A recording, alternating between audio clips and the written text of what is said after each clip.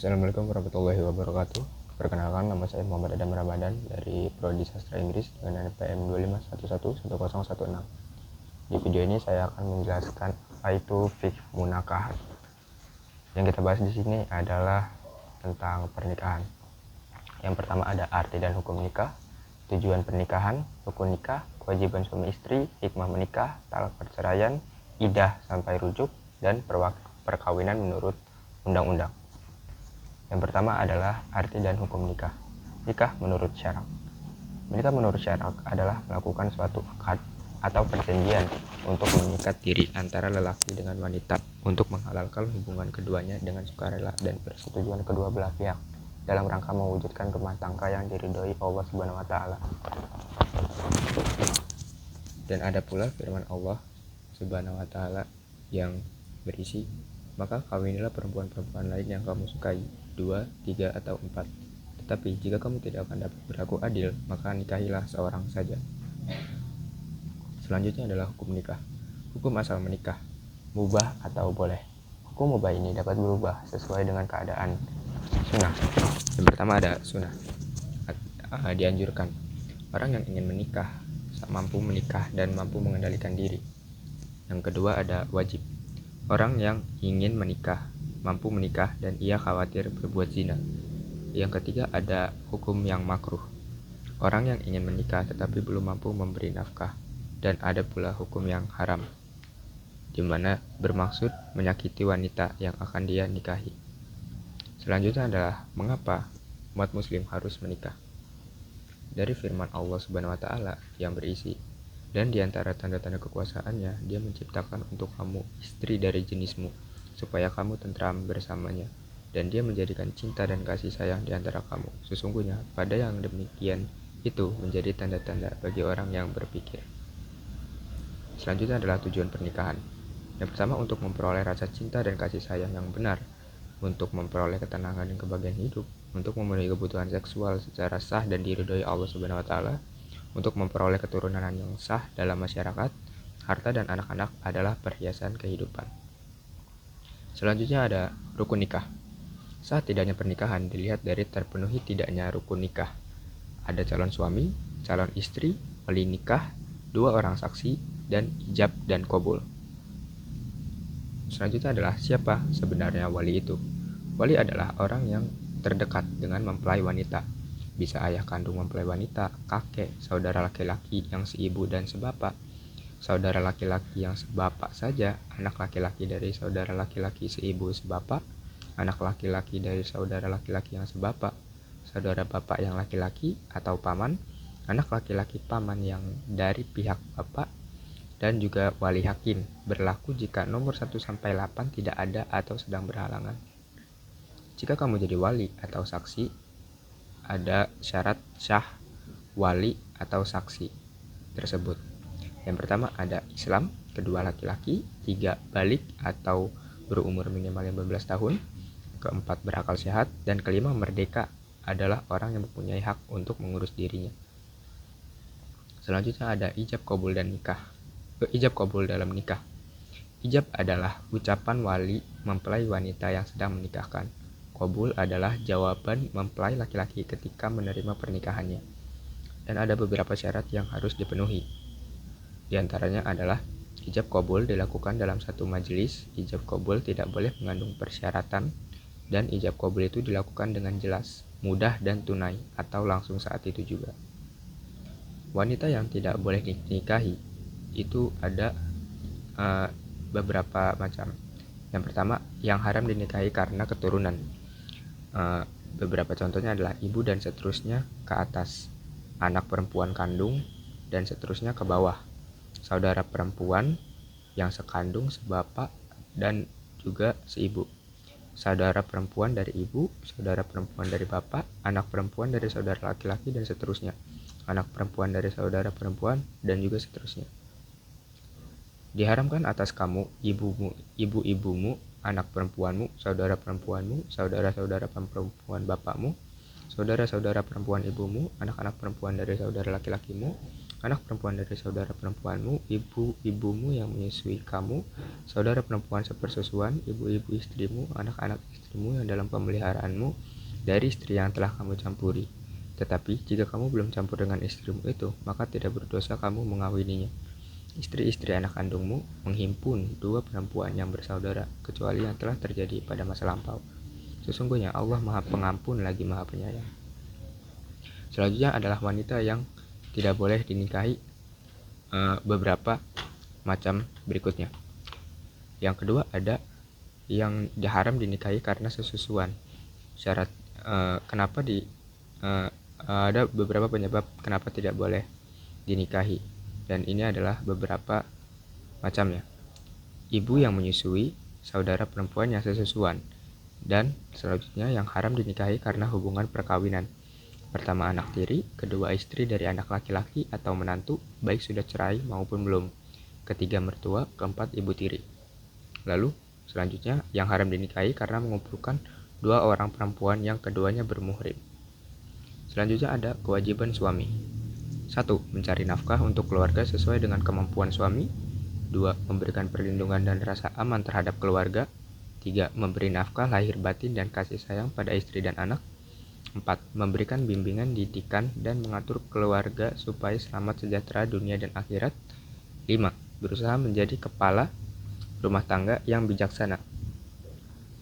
Selanjutnya ada kewajiban istri. Taat dan patuh kepada perintah dan aturan suami, mengurus rumah tangga, berusaha menerima dengan ikhlas pemberian suami dan tidak meminta sesuatu di luar kemampuan suami. Jika istri akan puasa sunnah, harus ada izin dari suami. Menjaga kehormatan dirinya dan berusaha untuk tampil cantik dan menyenangkan di depan suami. Berhias itu hanya untuk suami. Menjaga rahasia suami dan harta suami, mengasuh, mendidik, dan memberikan kasih sayang kepada anak. Hikmah menikah. Menikah itu sunnah Rasul dan banyak hikmah. Menenteramkan batin, pikiran jernih, semangat bekerja tinggi, istiqomah, dan menambah khusyuk dalam ibadah. Menjauhkan diri dari perbuatan maksiat, memperluas tali silaturahmi, saling menyempurnakan, melahirkan generasi penerus Islam, anak yang soleh, mendoakan kedua orang tuanya. Hikmah pernikahan bagi yang menjalaninya. 1. Menyelamatkan diri dari penyalahgunaan nafsu seksual. 2. Sebagai wadah bagi ketentraman jiwa, cinta, dan kasih sayang. 3. Sebagai wadah pembinaan tanggung jawab dalam keluarga. Dan selanjutnya hikmah menikah bagi masyarakat. 1. Menyelamatkan masyarakat dari kemungkinan maraknya perzinaan. 2. Kaum perempuan memperoleh kewajaran dalam derajatnya di masyarakat. 3. Syiar Islam akan semakin berkembang. Kenapa menikah? Sebaiknya cepat-cepat menikah atau enggak ya? Gimana nih? Nah, kalau kalian bingung, ada beberapa hal yang bisa kalian pertimbangkan. Hal-hal yang dapat melepaskan ikatan pernikahan.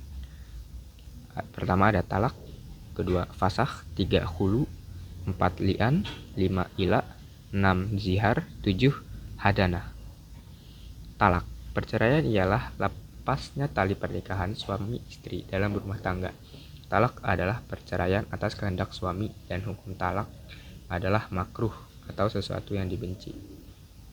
Yang pertama ada talak roj'i, yaitu talak 1 dan talak 2. Disebut talak ruji'ah karena suami masih dapat rujuk kembali dan masa idah belum habis.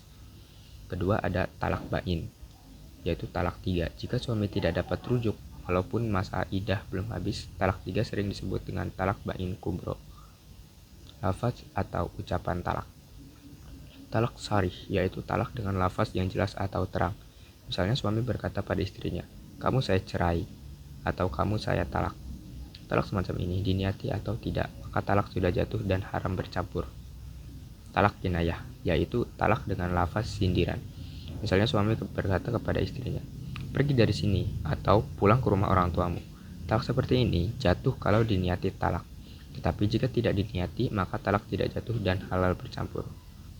Ila, lian, zihar, hulu, fasakh. Ila, sumpah suami tidak akan mencampuri istrinya selama 4 bulan atau lebih. Jika suami kembali pada istrinya sebelum 4 bulan, ia wajib membayar denda. Tetapi jika sampai 4 bulan suami belum kembali baik pada istrinya, hakim berhak menyuruh suami memilih 2 hal.